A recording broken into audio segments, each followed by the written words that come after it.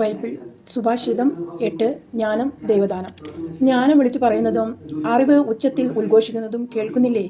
വീഥികളിലും വഴിയരികിലുള്ള കുന്നുകളിലും അവൾ നിലയുറപ്പിക്കുന്നു. നഗര കവാടത്തിൽ വാതിലിനരികെ നിന്നുകൊണ്ട് അവൾ വിളിച്ചു പറയുന്നു, മനുഷ്യരെ, ഞാൻ നിങ്ങളോടാണ് വിളിച്ചു പറയുന്നത്. നിങ്ങൾ എല്ലാവരെയുമാണ് ഞാൻ ആഹ്വാനം ചെയ്യുന്നത്. അല്പബുദ്ധികളെ വകതിരിവ് പഠിക്കുവിൻ, ബോച്ചരെ ശ്രദ്ധിക്കുവിൻ, കേൾക്കുവിൻ. ഉത്തമമായ കാര്യങ്ങളാണ് ഞാൻ പറയാൻ പോകുന്നത്.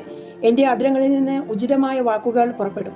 ഞാൻ സത്യം പ്രവചിക്കും. തിന്മ എൻ്റെ അധരങ്ങൾക്ക് അരോചകമാണ്. എൻ്റെ വാക്കുകൾ നീതിയുക്തമാണ്.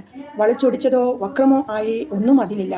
ഗ്രഹിക്കുന്നവന് അവ ഋജുവാണ്, അറിവ് നേടുന്നവർക്ക് ന്യായയുക്തവും.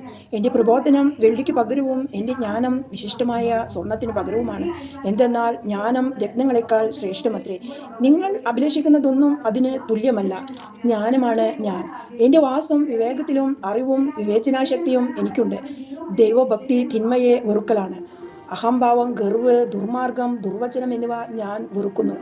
മാർഗനിർദ്ദേശ വൈഭവവും കാര്യശേഷിയും എനിക്കുണ്ട്. അറിവും ശക്തിയും എൻ്റേതാണ്. രാജാക്കന്മാർ ഭരിക്കുന്നതും അധികാരികൾ നീതി നടത്തുന്നതും ഞാൻ മുഖേനയാണ്. ഞാൻ മുഖാന്തരം നാടുവാഴികൾ അധികാരം നടത്തുന്നു. പ്രഭുക്കന്മാർ ഭൂമി ഭരിക്കുന്നതും അങ്ങനെ തന്നെ. എന്നെ സ്നേഹിക്കുന്നവരെ ഞാനും സ്നേഹിക്കുന്നു.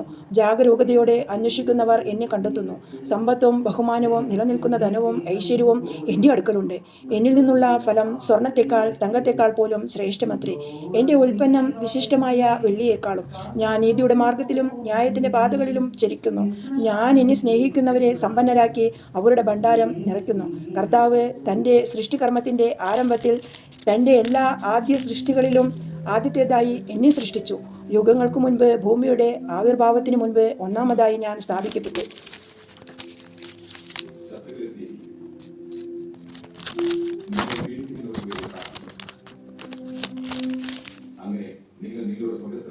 സമുദ്രങ്ങൾക്കും ജലസമൃദ്ധമായ അരുവികൾക്കും മുൻപ് തന്നെ എനിക്ക് ജന്മം കിട്ടി. പർവ്വതങ്ങൾക്കും കുന്നുകൾക്കും രൂപം കിട്ടുന്നതിന് മുൻപ് ഞാനുണ്ടായി.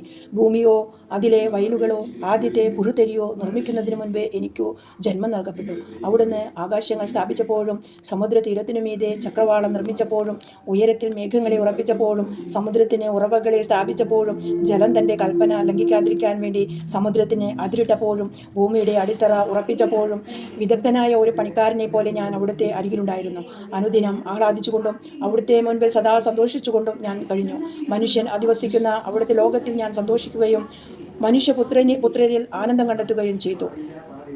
ആകയാൽ മക്കളെ, എൻ്റെ വാക്കുകൾ ശ്രദ്ധിക്കുവിൻ. എൻ്റെ മാർഗങ്ങൾ പിന്തുടരുന്നവർ ഭാഗ്യവാന്മാരാണ്. പ്രബോധനം കേട്ട് വിവേകികളായി തീരുവിൻ, അതിനെ അവഗണിക്കരുത്. എൻ്റെ പടിവാതിൽക്കൽ അനുദിനം കാത്തുനിന്ന് എൻ്റെ വാതിലുകളിൽ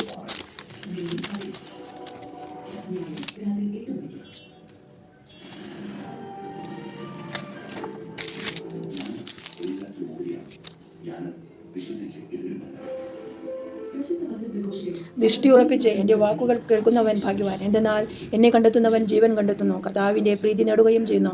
എന്നാൽ എന്നെ കൈവിടുന്നവൻ തന്നെ തന്നെ ദ്രോഹിക്കുന്നു. എന്നെ വെറുക്കുന്നവൻ മരണത്തെയാണ് സ്നേഹിക്കുന്നത്.